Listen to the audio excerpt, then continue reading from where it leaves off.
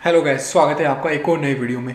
इस वीडियो में हम जानेंगे कि कैमरे के अंदर जो हम सेंसर वर्ड की बात करते हैं कि सेंसर दिखता कैसा है और सेंसर एक्चुअली में होता क्या है। गाइस, अगर आपने मेरे चैनल को सब्सक्राइब नहीं किया तो गाइस चैनल को सब्सक्राइब कर ले और बेल आइकन को प्रेस करना बिल्कुल ना भूलें, ताकि आपको मेरी सभी वीडियोज़ की अपडेट मिलती रहे। और इस चैनल पर आपको फोटोग्राफी से रिलेटेड, कैमरा से रिलेटेड, लेंसेज से रिलेटेड और सारे ट्यूटोरियल्स एंड टिप्स और एकदम करेक्ट और जेन्युइन इन्फॉर्मेशन मिल जानी है गाइस। उसके अलावा गाइस इस चैनल पे ऑलरेडी एक कॉन्टेस्ट भी चल रहा है जिसमें आप नाइकोन का D60 और D70 DSLR कैमरा फ्री में जीत सकते हैं। करना क्या है, आपको मेरी वीडियोस को ज़्यादा से ज़्यादा शेयर करना है और चैनल को सब्सक्राइब करना है। जब चैनल पे 5000 सब्सक्राइबर हो जाएंगे तो किन्हीं 2 लकी सब्सक्राइबर को मैं वो 2 कैमरे को गिव अवे करूँगा गाइस। तो अब हम बात करते हैं कि सेंसर होता क्या है। तो बेसिकली आपका जो सेंसर होता है, सेंसर के ऊपर ही आपकी इमेज कैप्चर होती है। तो आपका ये जो DSLR होता है, इसमें आप यहाँ पे लेंस लगाते हैं, सामने इसका माउंट होता है, उसके पीछे आपका एक मिरर होता है, ठीक है। और मिरर से आपकी लाइट रिफ्लेक्ट होके ये जो आपका ये व्यू फाइंडर है इसमें दिखती है। जब आप इसे आँख अपनी ऐसे लगा के देखते हैं तो आपको जो सारी की सारी जो चीज़ें दिखती है वो इस व्यू फाइंडर के थ्रू दिखती है। तो उसमें जो मिरर लगा होता है उसके थ्रू लाइट रिफ्लेक्ट होके आती है, टकरा के। मैं आपको दिखा देता हूँ। तो मैंने लेंस उतार दिया तो आप देखना, आपको एक हल्का सा मिरर सा दिख रहा होगा, उसमें कुछ रिफ्लेक्शन भी दिख रहा होगा सामने, ठीक है। तो ये जो मिरर है, देखो आपको कैमरे का माउंट भी दिख रहा है मिरर में, ध्यान से देखना। मैं आपको जूम करके भी दिखा दूंगा जब मैं वीडियो की एडिटिंग करूँगा, ठीक है। तो इस मिरर के ऊपर सामने से पहले हमने लेंस लगाया, लेंस के अंदर लाइट आई और उसके थ्रू फिर इस मिरर के ऊपर लाइट पड़ी और फिर वो मिरर जो है एक प्रिज्म के थ्रू रिफ्लेक्ट होके ये जो हमारा व्यू फाइंडर है ये, ठीक है, इसमें हमने आँख लगाई तो इसके थ्रू हमें वो इन्फॉर्मेशन दिख रही है। तो लेंस से लाइट आई, मिरर ने उसको रिफ्लेक्ट किया और रिफ्लेक्ट होके वो इस व्यू फाइंडर में आई। तो जब हम फोटो लेते हैं तो हम ऐसे इसको आँख पे लगाते हैं तो हमें दिख जाता है कि हाँ यार ऐसा कुछ फ्रेमिंग बन रहा है, ऐसा हमारी लाइटिंग कंडीशन है, और वो चीज़ हमें इसलिए दिख रही है कि मिरर से रिफ्लेक्ट होके आ रही है गाइस, ठीक है। और जब हम फ़ोटो खींचने के लिए ये वाला बटन दबाते हैं, शटर वाला बटन, तो तब होता क्या है कि ये जो सामने जो मिरर है, तो मिरर सामने से हटता है और वो जो लाइट है, जितनी देर के लिए हमने शटर स्पीड वगैरह जो भी रखी है, वो लाइट हमारा जो कैमरे का सेंसर है उसके ऊपर पड़ती है और हमारी इमेज कैप्चर हो जाती है। अब मैं आपको दिखा देता हूँ कि सेंसर दिखता कैसा है। तो सेंसर को देखने के लिए, जैसे मैंने आपको बताया, क्योंकि सामने मिरर है तो हमें मिरर को सामने से हटाना पड़ेगा। मिरर को सामने से हटाने के लिए मुझे सेटिंग के अंदर जाके मिरर को ऊपर करना पड़ेगा, तो वो मैं अभी करता हूँ, ठीक है। मैंने कैमरे को ऑन किया, lock mirror of for cleaning, तो हमें इसको सेलेक्ट करना है, तो मैंने इसको ओके कर दिया, ठीक है। अब मैं स्टार्ट पे क्लिक करूँगा।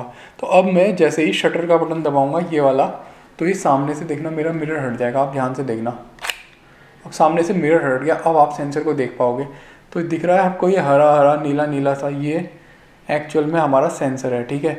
तो जब हम फोटो खींचते हैं तो हमने मान लीजिए शटर स्पीड रखी 1/100 की, तो 1/100 की टाइम के लिए ये हमारा मिरर सामने से हटेगा, ठीक है। लाइट आएगी, सेंसर के ऊपर पड़ेगी और हमारी इमेज कैप्चर हो जाएगी गाइस। तो इस तरीके से आपका DSLR काम करता है। डिजिटल सिंगल लेंस रिफ्लेक्स इसकी फुल फॉर्म होती है, ठीक है। रिफ्लेक्स इसलिए कि इसमें आपका मिरर है, डिजिटल सिंगल लेंस यानी एक ही लेंस लगता है, ठीक है।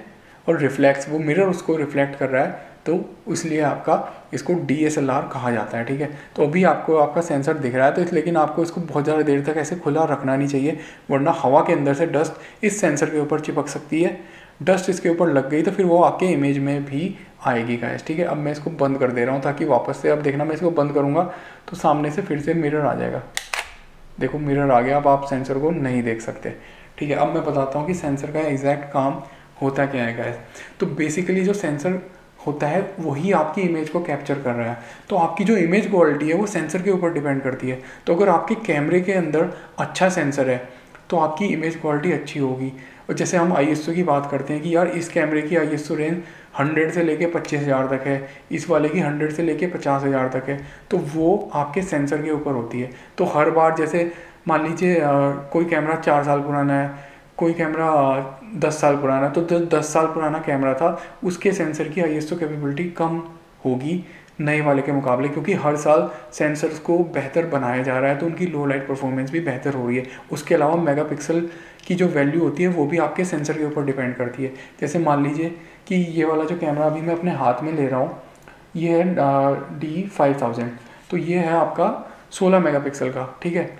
लेकिन अगर मैं इस कैमरे की बात करूँ D5200, ये आपका है 24 मेगापिक्सल का। अगर हम इन दोनों के सेंसर को देखें तो सेंसर का साइज़ दोनों का एग्जैक्टली बराबर है इन टर्म्स ऑफ एरिया, लेकिन इसके मेगापिक्सल कम है, उसके ज़्यादा है। क्योंकि जो आपके सेंसर बनाती हैं डिफरेंट डिफरेंट कंपनियां बनाती है, तो वो हर बार जैसे जैसे नए नए कैमरा हो रहे हैं उनको मेगापिक्सल को भी इंक्रीज़ कर देती है, ISO की कैपेबिलिटी को भी इंक्रीज़ कर देती है।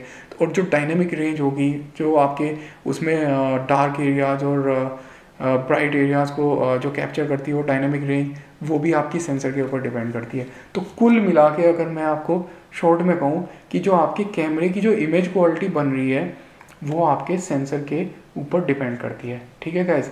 और जो बाकी चीज़ें होगी ऑटो फोकस वगैरह, वो तो आपके यूज़र एक्सपीरियंस के लिए हो गए कि जिससे आपको सहूलियत बढ़ जाती है।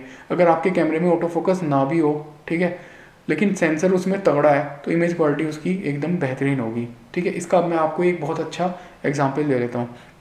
अब जैसे मेरे पास ये D3300 कैमरा है, तो इस D3300 कैमरा में जो सेंसर लगा हुआ है वही सेम सेंसर आपका D7100 कैमरा में भी लगा हुआ है, ठीक है, D7200 कैमरे में भी लगा हुआ है।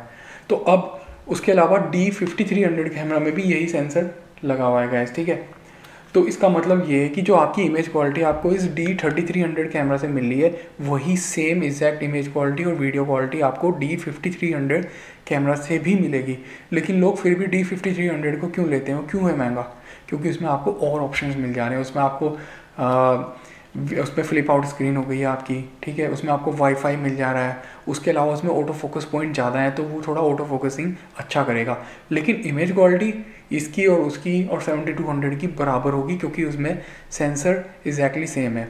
सेंसर के अंदर आपके बहुत छोटे छोटे डॉट्स होते हैं तो वो लाइट को कैप्चर करते हैं। जब सामने से लेंस के थ्रू सेंसर पे लाइट आती है और उससे आपकी एक डिजिटल इमेज कैप्चर होती है जिसको कि हम JPEG वाले फॉर्मेट में सेव कर लेते हैं या रॉ के फॉर्मेट में सेव कर लेते हैं। और पुराने ज़माने में जब आपके फिल्म वाले कैमरा होते थे तो यही चीज़ होती थी, सेम टू सेम यही फंडा होता था। उसमें भी सामने ये मिरर होता था, तो जब आप फोटो क्लिक करते थे लेंस के थ्रू लाइट आई, सामने से मिरर हटा और वो लाइट आपकी सेंसर पे पड़ने के बजाय वो आपकी जो रील होती थी उसके ऊपर पड़ती थी, फोटोग्राफिक फिल्म जिसको हम बोलते हैं। तो उस फिल्म के ऊपर वो लाइट पड़ती थी और उस पर जो नेगेटिव होता था वो एक्सपोज हो जाता था। फिर बाद में जब हमारी रील पूरी भर जाती थी तो हम उसको धुलवा के नेगेटिव से उनको पॉजिटिव बनवा लेते थे गाइस, ठीक है।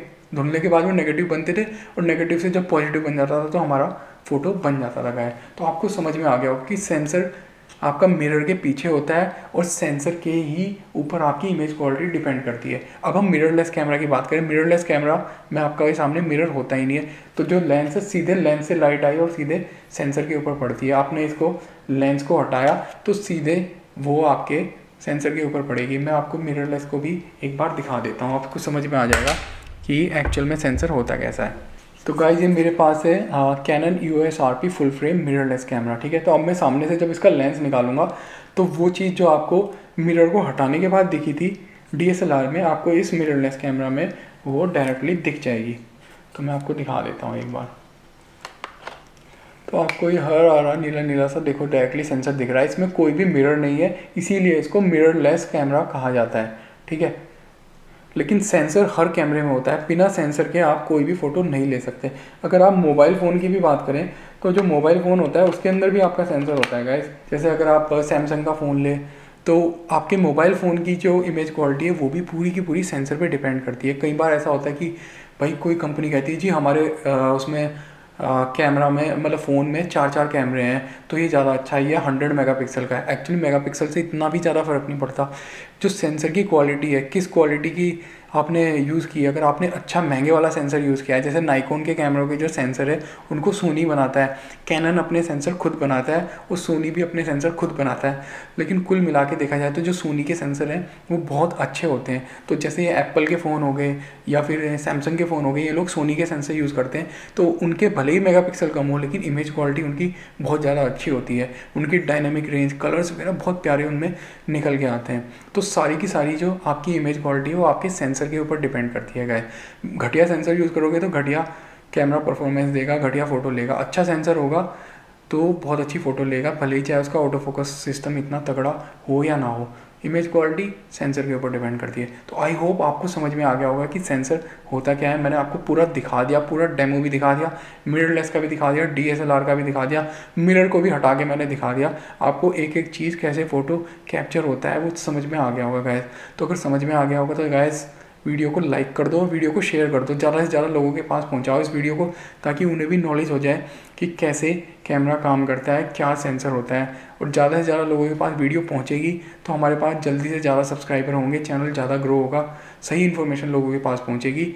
और मैं अपने इस चैनल को यूट्यूब का सबसे अच्छा फोटोग्राफी का चैनल बनाना चाहता हूं, जिसमें हम आपको करेक्ट इन्फॉर्मेशन दें और आप लोगों को कोई भी गलत इन्फॉर्मेशन ना मिले। तो गाइस कोई भी क्वेश्चन हो यहाँ पे कमेंट कर दो, या इंस्टाग्राम पे जाके मेरे को आप फॉलो करके वहाँ भी मैसेज कर सकते हो। तो हम मिलेंगे एक और नए वीडियो में गाइस।